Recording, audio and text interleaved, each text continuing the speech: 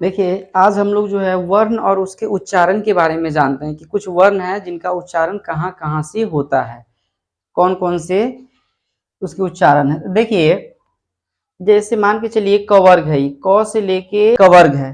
क वर्ग का उच्चारण स्थान जो है कंठ से होता है। उच्चारण क वर्ग का कंठ से होता है। उसके बाद अ, आ और ह का भी उच्चारण जो है कंठ से होता है। उसके बाद ये च वर्ग है। च वर्ग का उच्चारण जो होता है तालु से होता है। उसके बाद देखिए यहाँ पे अ आ है तो ये हर्ष ई दीर्घ ई य और तालाब्य श तालु से होता है तालाब्य श का उच्चारण। ये हो गया कौन च वर्ग। उसके बाद है ट वर्ग, उसके बाद है त वर्ग, इसके बाद है प वर्ग। इसको याद करने का कुछ जैसे क वर्ग च वर्ग ट वर्ग यानी जो स्पर्श व्यंजन है उसको याद करने का सबसे आसान ट्रिक है केटीएम दे दो। के टी एम दे दो। दो में क्या आता है ओ आता है। के से हो गया कंठ, टी से तालु, एम से मूर्धा, दे यानी इससे दंत हो गया और दो से दो में ओ आता है तो ओ से ओष्ठ हो गया।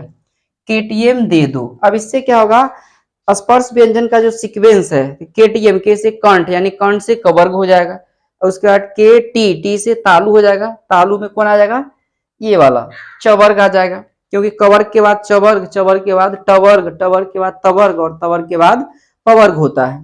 तो केटीएम दे दो सीरीज से अगर याद करेंगे तो के से कंठ हो गया, कवर्ग हो गया, टी से तालु हो गया, ये हो गया सब टी से तालु, वही हो गया चवर्ग। उसके बाद एम से हो गया मूर्धा, मूर्धा से कौन हो गया टवर्ग और द से दंत हो गया तवर्ग के लिए और द से दो में जैसे दो है ना तो दो में ओ आया तो ओ से हो गया ओष्ठ। अभी ओष्ठ से हो गया पवर्ग, ये हो गया पवर्ग, ये हो गया तवर्ग, ये हो गया टवर्ग, ये चवर्ग और तो ये जो स्पर्श व्यंजन है 25 इसका तो आसानी से हम याद कर लेंगे कि हाँ सीक्वेंस जो है उससे केटीएम दे दो। ठीक है। उसके बाद देखिए कंठ है तो इससे तो कवर्ग हम याद कर लेंगे केटीएम। तो इसमें जो है हमको आ और ह इसको जब हम उच्चारण करते हैं तो इसका उच्चारण कंठ से होता है। जैसे ओ आ ह इसका ध्वनिया जो होता है कंठ से निकलती है तो आ और ह जो है क्या हो जाएगा इसका उच्चारण स्थान कंठ हो जाएगा। ऐसा जितना जो वर्ण है पूरा यहाँ से क ख ग घ अंग उसके बाद अ आ ह ये सब के सब कंठ्य वर्ण कहलाएंगे। जिस वर्ण का उच्चारण कंठ से हो उसे हम कंठ्य वर्ण कहते हैं। जिस वर्ण का उच्चारण कंठ से हो उसे कंठ्य वर्ण कहते हैं। उसके बाद तालु है तो तालु से उच्चारण किसका किसका होता है च वर्ग का। ठीक है।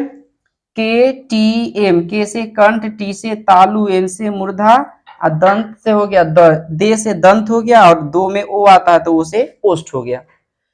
तो देखिए चवर्ग में क्या है चवर्ग में जो पांचों अक्षर हो गया सो हो गया च से य तक। उसके बाद इसमें अ आ है तो अब इसमें क्या आएगा आ के बाद हर्ष ई दीर्घ ई आ गया।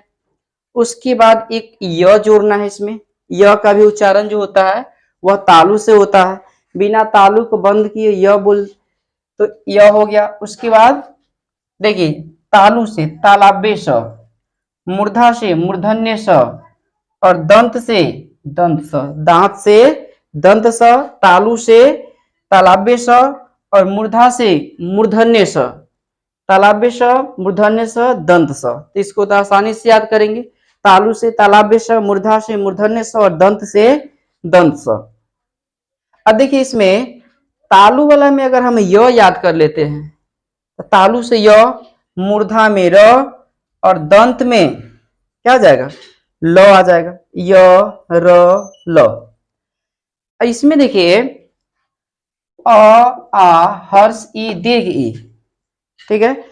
हर्ष ई दीर्घ हर्ष उ दीर्घ उ बच गया तो हर्ष उ दीर्घ उ जो है ओठ से जैसे उ और उह बोलते हैं तो इसमें गति कौन करता है ओष्ठ करता है तो उ और उह जो हो जाएगा मेरा ओष्ठ वर्ण हो जाएगा।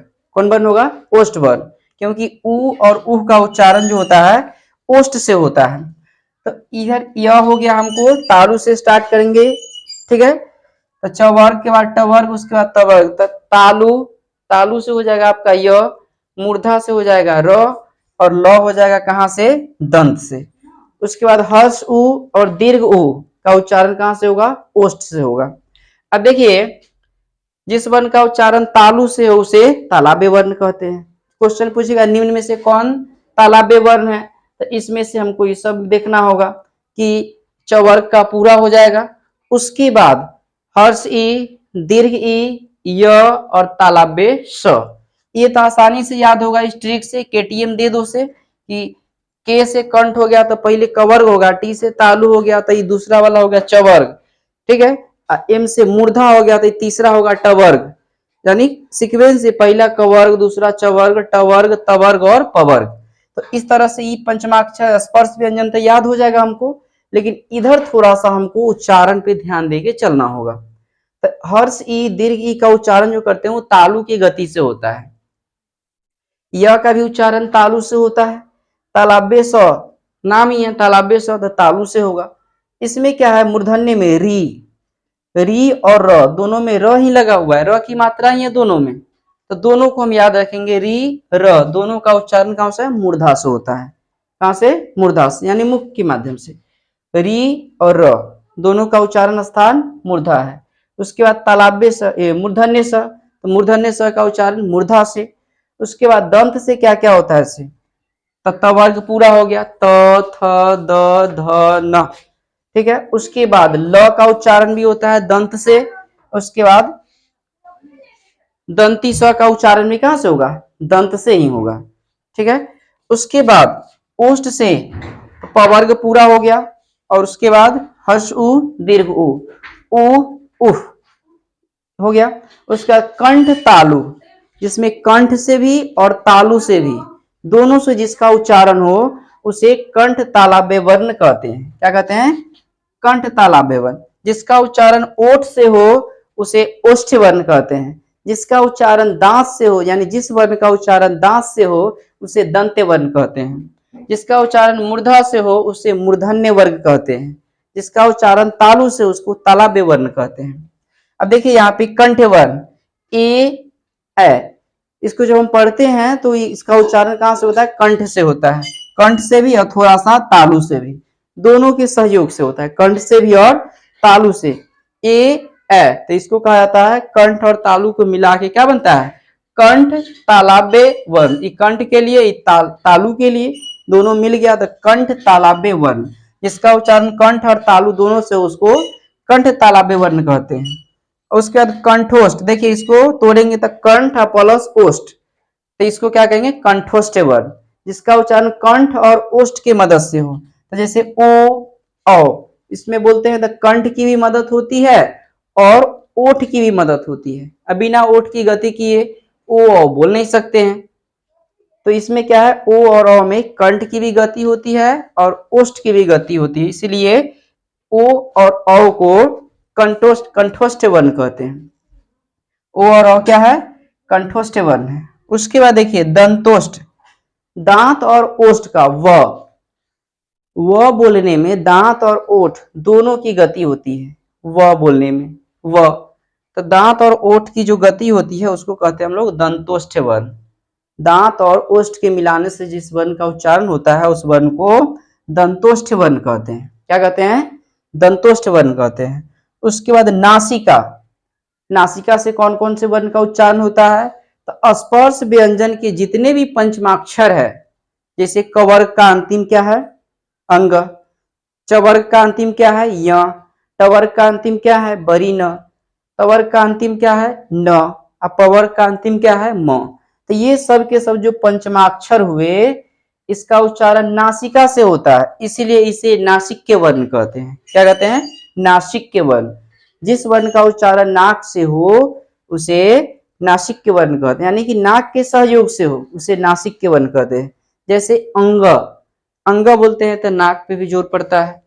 य बोलते हैं नाक से ही जोर पड़ता है। न बोलते हैं, म बोलते हैं, ये सब के सब क्या है, यानी पंचमाक्षर स्पर्श व्यंजन के जो अंतिम 5 वाले हैं सामने टोटल, वो सब के सब क्या है, नासिक के वर्ण है। तो इसको आसानी से याद कर लेंगे क्लास 10th और क्लास 12th के एग्जाम में इसमें से 2-3 क्वेश्चन पूछा जाता है ऑब्जेक्टिव में उच्चारण स्थान से, कि किस वर्ण का उच्चारण स्थान कहाँ पर है। इसको ये क्लास 10th के लिए और 12th के लिए बहुत ज्यादा इंपॉर्टेंट है।